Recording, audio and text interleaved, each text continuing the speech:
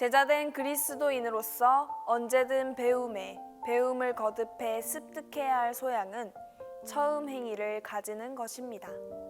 아울러 악과 짝하기를 절대적으로 거부하는 것입니다. 일이란 모든 이의 삶을 구성하는 주된 요소입니다. 누구도 피할 수 없습니다. 일은 선하거나 악하거나 둘 중 하나일 수밖에 없습니다. 그것은 죄가 번식하거나 혹은 믿음이 성숙하는 장이 될 수 있습니다. 죄는 본질성, 고든 것을 취해서 굽게 만듭니다. 아주 살짝만 비틀어 놓아도 정확히 조준되어 있던 하나님이란 관역에서 빗나갑니다. 따라서 죄가 우리의 본성을 왜곡시키는 방법을 배우고 우리가 배운 것을 하나님의 영속적인 뜻에 복종시키는 것이야말로 제자로서 갖춰야 할 소양입니다. 그러한 소양을 갖추었을 때 우리는 순종을 통해 새롭게 빚어질 수 있습니다. 시편 127편은 이를 위한 바른 길과 굽은 길, 둘 다를 보여줍니다. 아울러 경고와 함께 하나님의 영광을 위한 일로 인도하는 모범을 제시합니다. 본문은 우선 일에 대한 경고로 시작합니다. 여호와께서 집을 세우지 아니하시면 세우는 자의 수고가 헛되며 여호와께서 성을 지키지 아니하시면 파수꾼의 경성함이 허사로다. 너희가 일찍이 일어나고 늦게 누우며 수고의 떡을 먹음이 헛되도다. 그러므로 여호와께서 그 사랑하시는 자에게는 잠을 주시는도다. 그리스도인은 바벨의 죄악을 피하기 위해서라면 수고도 아니하고 길쌈도 아니하는 들에 핀 백합화를 흉내내는 것보다 나은 방법을 찾아야 합니다. 바벨처럼 될 허영에 찬 수고나 반대로 데살로니가에서 번져나갔던 극단적인 경건주의는 오늘날 동서양의 문화에서도 그 면면이 드러납니다. 서구 문화는 무너진 바벨탑을 중건하면서 그와 같은 인간의 노고를 신성시했습니다. 기계 설비는 경영과 통제를 도모하는 이러한 생활 방식의 상징입니다. 과학기술은 우리에게 땅과 다른 사람을 지배하게 해주겠다고 약속합니다. 그러나 그 약속은 성취되지 않고 있습니다. 죽음을 부르는 교통사고, 흉물스러운 빌딩숲, 복지부동의 관료주의와 의미를 잃어버린 공허한 삶을 보십시오. 각종 조직이 그 안에 사는 인간보다 중요해졌고 기계가 그것을 사용하는 인간보다 중요시됐습니다. 우리는 우리가 누구인지를 말해주는 우리의 생각이나 꿈보다는 출세의 도구가 될 수 있는 재물에 더 마음을 씁니다. 그런가 하면 동양 문화는 데살로니가적 관점의 병영에 가깝습니다. 동양 문화에서는 인간의 수고에 대한 뿌리 깊은 염세주의를 드러냅니다. 인간의 모든 수고가 이기심과 교만으로 얼룩진 이상 모든 활동으로부터 물러나 순수한 존재로 회귀하는 것만이 해결책입니다. 그러한 태도의 상징은 부처입니다. 눈을 내리깔고 자신의 배꼽을 바라보고 있는 육중하고 기름진 얼굴의 과부자상, 고요하고 정적인 부동의 자세, 모든 번뇌는 지나친 노고에서 비롯되는 것이니 무위로 돌아가라. 그러다 열반의 경지에 달하면 마침내 아무 말도 하지 않고 아무것도 하지 않게 될 것입니다. 목표는 모든 활동과 사유와 열정으로부터 절대적이고 궁극적인 해탈입니다. 오늘날 두 문화는 충돌하고 있으며 우리는 둘 중 하나를 택해야 한다고 생각합니다. 하지만 또 다른 대안이 있습니다. 절대적인 활동주의나 순전한 피동주의와는 구별된 방식의 일을 제시하는 시편 127편이 바로 그것입니다.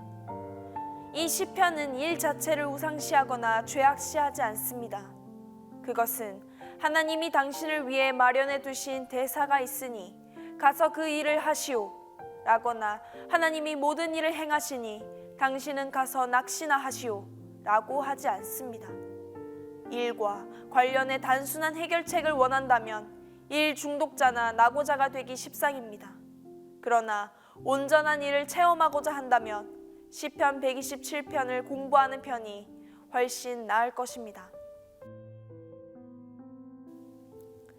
모든 일에 대한 시편 127편의 대전제는 하나님이 일하신다는 것입니다. 여호와께서 집을 세우지 아니하시면, 여호와께서 성을 지키지 아니하시면, 여기서 아니하시면이라는 조건절은 하나님이 세우시고 지키신다는 것, 곧 하나님이 일하신다는 것을 전제로 하고 있습니다. 그리스도인과 비그리스도인의 주대 차이점은 우리는 하나님을 진지하게 받아들이지만 저들은 그렇지 않다는 것입니다. 우리는 그분이 모든 존재의 중심적인 실제이심을 확실히 믿습니다. 우리는 하나님이라는 실제에 반응하면서 우리의 삶을 꾸려나갑니다. 하나님께 주목한다는 것은 그분이 일하신다는 깨달음을 포함합니다. 우리는 하나님이 일하고 계신 우주와 역사 속에서 살고 있습니다. 노동은 무엇보다 앞선 하나님의 활동입니다. 노동에 사회의 성경을 넘기다 보면 하나님의 일에 대한 기술과 정의를 만나게 됩니다. 창조의 모델, 구속사역의 행위, 도우심과 긍휼의 예시, 위로와 구원의 모범 등이 그 안에 있습니다. 그리스도인이 성경을 반복해서 주의 깊게 읽는 이유 중 하나는 우리도 예수 그리스도의 이름으로 일할 수 있도록 하나님이 예수 그리스도를 통해 어떻게 일하셨는지 알기 위해서입니다. 우리의 수고는 세상 가운데서 구원을 베푸시는 하나님과의 접촉이 끊길 때 그릇된 방향으로 나갑니다. 지나치게 일할 때나 전혀 일하지 않을 때, 또 강박적으로 일에 집착할 때나 맡겨진 일을 방치하고 태만할 때 우리의 수고는 잘못된 것입니다. 기본적인 진리는 일은 선한 것이라는 사실입니다. 하나님이 일하신다면 일은 분명 정당한 것입니다. 일은 존엄한 것입니다. 하나님이 일하신다면 노동을 평가절하할 수 없습니다. 일은 목적을 지닙니다. 하나님이 일하신다면 쓸데없는 일이란 없습니다. 시편은 경고뿐만 아니라 예시를 제공합니다. 그러므로 여호와께서 그 사랑하시는 자에게는 잠을 주시는도다. 자식은 여호와의 주신 기업이요 태의 열매는 그의 상급이로다. 젊은 자의 자식은 장사의 수중에 화살과 같을 때에 수치를 당치 아니하리로다. 이것이 그 전통에 가득한 자는 복되도다. 저희가 성문에서 그 원수 본문은 집을 짓고 소유물을 지키는 노고와는 달리 수고할 것도 없는 자식을 만드는 일을 찬양하고 있습니다. 하나님의 섭리를 의심하고 인간의 사랑을 불신하면서 신앙심 없는 투쟁으로 자신의 이익을 추구하는 사람의 처절한 노력과는 반대되는 것이 자녀라는 선물입니다. 이는 인간의 노력이 아니라 하나님이 우리 가운데 창조하시는 기적 같은 번식의 결과입니다. 출산과 번식의 기적은 우리의 참여를 요구합니다. 그러나 그것을 우리의 공로라고 부를 수는 없습니다. 우리 가운데서 성장하여 걷고 말하는 이 놀라운 창조물은 우리가 만들어낸 것이 아닙니다.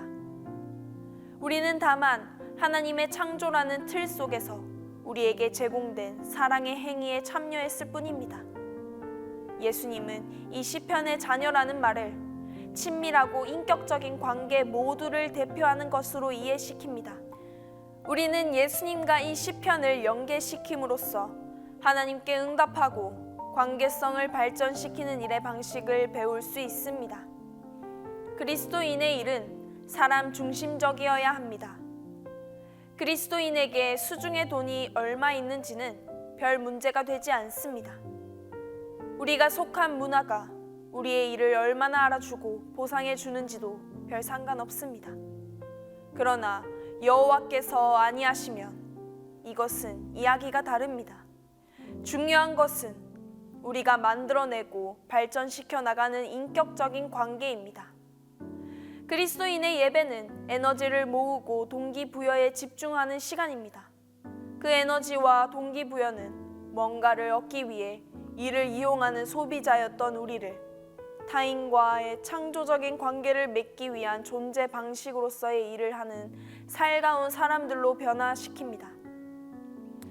우리는 하나님이 사랑과 공의, 도우심과 자유, 해방과 격려의 취지에서 행하시는 바에 주의를 기울이고 그것을 실천하는 법을 배웁니다. 이 시편을 노래한 최초의 사람들은 예루살렘에 오기 위해 많은 노력을 쏟았습니다. 천리길을 오면서 죽을 고비를 넘긴 이들도 있었습니다. 그래서 순례자들 사이에서 서로 성공적인 여행을 축하해주고 성과에 대해 감개무량해하고 체험담을 나누는 열기로 달아올랐을 것입니다. 바로 그때 소란스런 무리 사이에서 누군가 노래를 부르기 시작했을 것입니다. 여호와께서 집을 세우지 아니하시면, 여호와께서 성을 지키지 아니하시면. 순례 자체가 핵심이 아닙니다. 핵심은 하나님입니다. 우리의 노력은 주변적인 것이고 중심에서 일한 분은 따로 있다고. 그분은 바로 하나님이라고 시편 127편은 힘주어 말합니다. 이상 시편 걷기 9강 일에 대한 내용이었습니다. 이 일의 배경이 되는 시편 127편을 읽어드린 후 기도 시간이 있습니다. 오늘도 하나님과 친밀한 시간이 되시기를 바랍니다. 감사합니다. 여호와께서 집을 세우지 아니하시면 세우는 자의 수고가 헛되며, 여호와께서 성을 지키지 아니하시면 파수꾼의 경성함이 허사로다. 너희가 일찍이 일어나고 늦게 누우며 수고의 떡을 먹음이 헛되도다. 그러므로 여호와께서 그 사랑하시는 자에게는 잠을 주시는도다. 자식은 여호와의 주신 기업이요 태의 열매는 그의 상급이로다. 젊은 자의 자식은 장사의 수중의 화살 같으니 이것이 그 전통에 가득한 자는 복되도다. 저희가 성문에서 그 원수와 말할 때에 수치를 당하지 아니하리로다.